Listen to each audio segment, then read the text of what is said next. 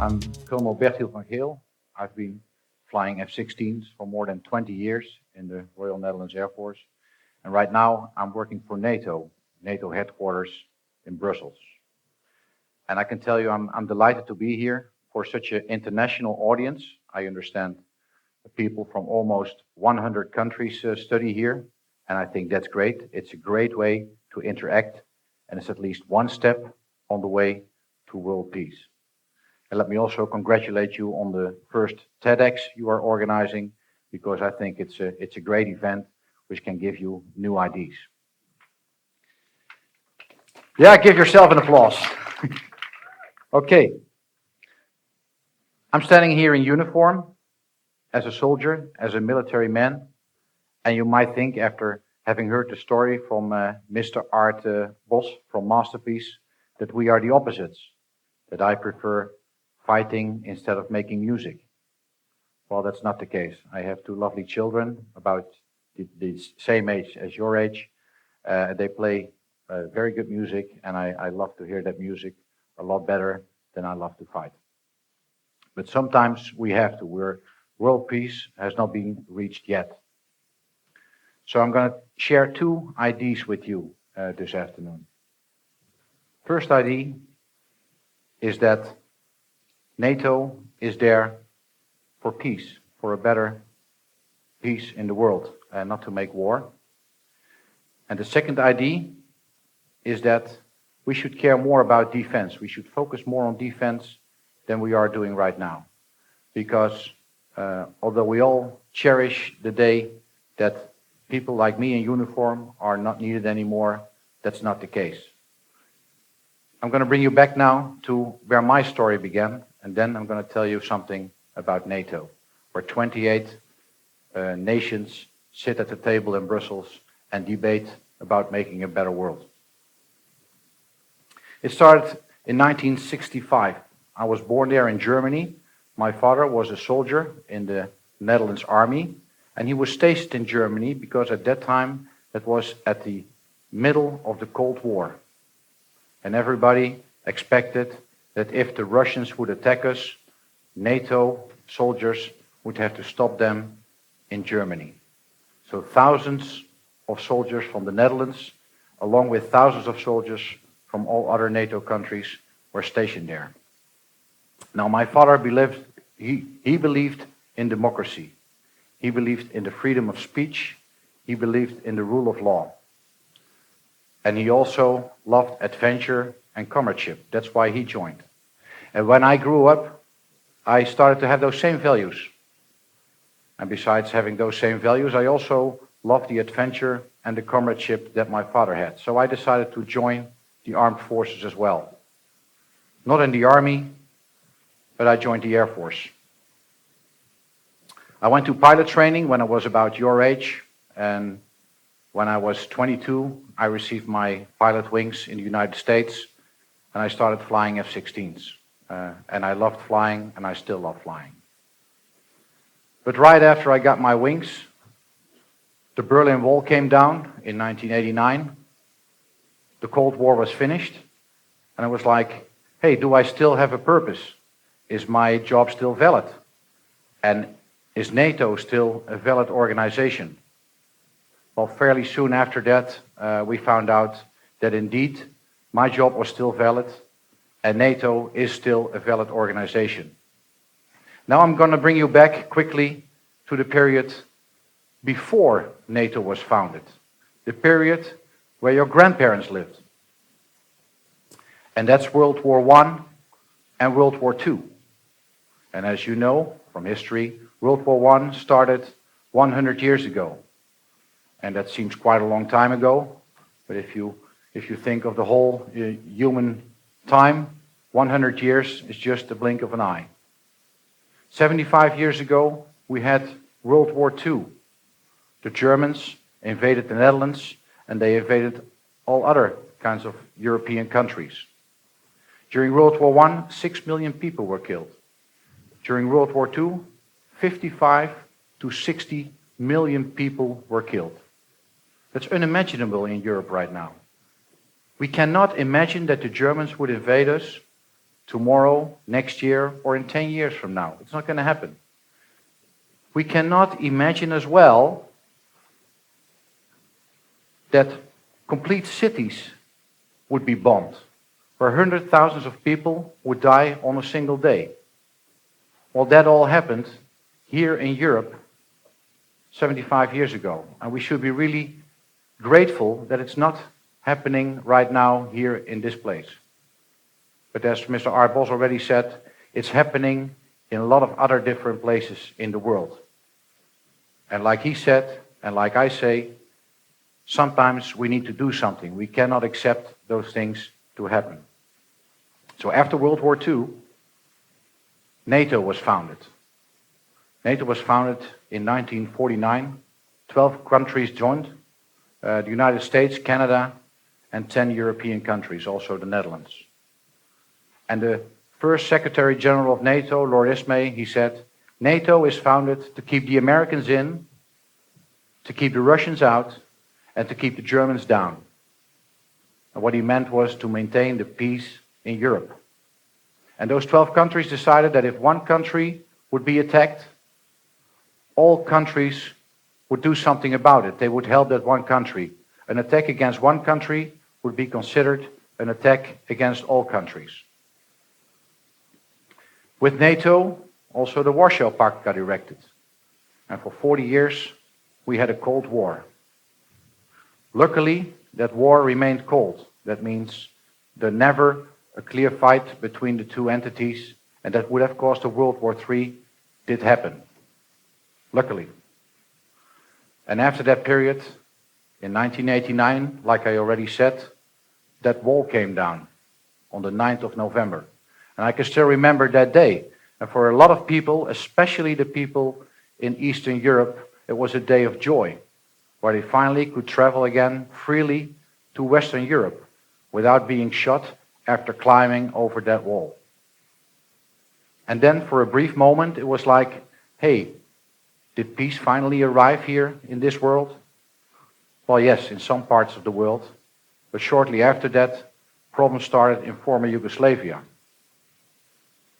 I was still a young pilot when our base commander stood up and said, guys, we have to go and fly over the Balkans because the humanitarian situation is deteriorating, there are ethnic tensions, and people are getting killed there. We have to establish a no-fly zone. So I went there with my buddies from the squadron. We flew there, we established a no-fly zone, and after that, there was a war over Bosnia, where the Serbs and the Bosnians were fighting each other. That was in 95. In 99, there was a war over Kosovo, where Slobodan Milosevic from Serbia tried to do ethnic cleansing in Kosovo. And after a fight in 99, Milosevic gave in, and peace was re-established in former Yugoslavia. It's not completely done yet, because there are still 5,000 NATO soldiers active in former Yugoslavia. But the situation right now is a lot better, luckily, than 15 to 20 years ago. And shortly after that, something happened which you all will remember. And this is this. On the 11th of September 2001, two terrorist aircraft from Al-Qaeda flew in the Twin Towers. They killed more than 3,000 people in one morning. 3,000 innocent civilians. An attack planned by Al-Qaeda from Afghanistan with support from Taliban fighters. Now, this was the first time that NATO as an organization said an attack against the United States is considered an attack against all NATO countries. And we will all help. The United States went to Afghanistan, NATO went to Afghanistan, and 20 other countries went to Afghanistan, a total of 49 countries to support that country. Al-Qaeda is no longer a factor in Afghanistan. The Taliban is no longer in government. But as we all know, Afghanistan is not a safe place yet. It's not a good place. Then again, in the past 12 years, a lot of things did happen. Girls can go to school now. Medical care is taken care of. Roads are built. People have telephone connections. Airfields are built. And 350,000 Afghan soldiers and policemen can take care and secure their own country right now. So there have been made steps forward. Unfortunately, bad things happen as well. I was commanding 2 times the F-16 unit in Afghanistan. And I lost one of my guys in an F-16 crash, Captain Michael Donkervoort, on the 31st of August 2006. That's the blackest day of my period in the Air Force. And more than 3,000 NATO soldiers lost their lives in Afghanistan while fighting for peace. And I think it's important that we all should remember that. A little bit further to this period in time is Libya in 2011, where Gaddafi and his army was attacking cities and shooting also at civilians. There came a UN resolution to stop him and his army, and also NATO stepped in to make an end to human suffering. Gaddafi is no longer a factor, and his army is no longer a factor as well. But there is still a very fragile peace in Libya. There is a democracy looming, but it is still very fragile. So NATO is still, albeit very small, active and try to keep that peace. One more example is counter-piracy. In 2009 and 2010, more than 100 ships a year were attacked off the coast of Somalia. And each year, more than 30 ships were actually hijacked by the pirates. Crews got killed and other crews got captured, and only a big, huge ransom fee would mean the relief of that crew and the ship. The cost, the economic cost, except for the humanitarian suffering, the economic cost was more than 15 billion a year. 15 billion euros, that is. NATO stepped in with frigates and also with aircraft, unmanned aircraft and manned aircraft, to look around for the pirates. And last year, in 2013, only 6 ships were attacked, and of those 6 ships, no successful hijack took place. So there things are also improving. Now an even bigger problem that we all know, and that is Syria.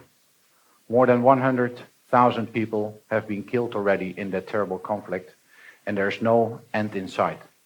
And unfortunately, there is no UN resolution, and the situation is so complex that NATO cannot step in and solve that problem. That's not possible. Few things that NATO can do is to protect Turkey, because Patriot missiles from the Netherlands, from Germany, and from the United States are stationed there in order that if a Syrian missile hits Turkey, it can be intercepted. Another important thing that has been done is taking care of the chemical weapons in Syria. And as we all know, after a terrible chemical attack, or a few of them, America threatened to attack Syria, and by that threat, Assad decided to give in his chemical weapons.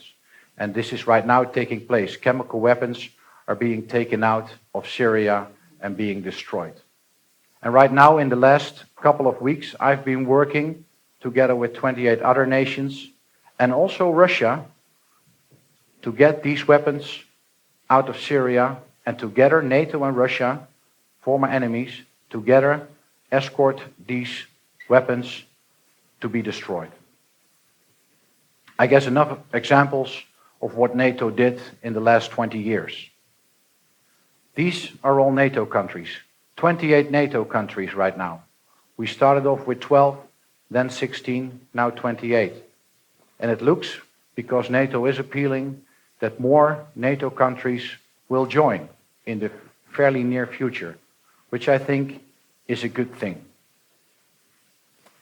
Now the bad thing, and that is that I don't think there's enough money spent on defense.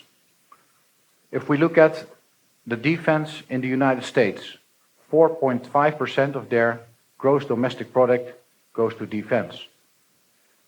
In the United Kingdom, it's 2.5%. In France, it's 2.5%. In the Netherlands, it's 1.3%, and we are a rich country. But by that only 1.3%, I feel we are a kind of free riders. It's like going to the bar with your buddies on a Saturday night, drinking all night, and then when it's your time to buy a beer, you say, oh no, not me, I'm out of here. That's not the way it should go. We should be realistic and invest more. Another comparison is the defense budget, if you compare it with, for example, the budget on healthcare. We spend more than 10 times as much on healthcare than on defense. Same with social welfare, more than 10 times as much. Same with education, it's more than 5 times as much. Now don't get me wrong, because social health care, medical care and education are extremely important, and we should take very good care of those things.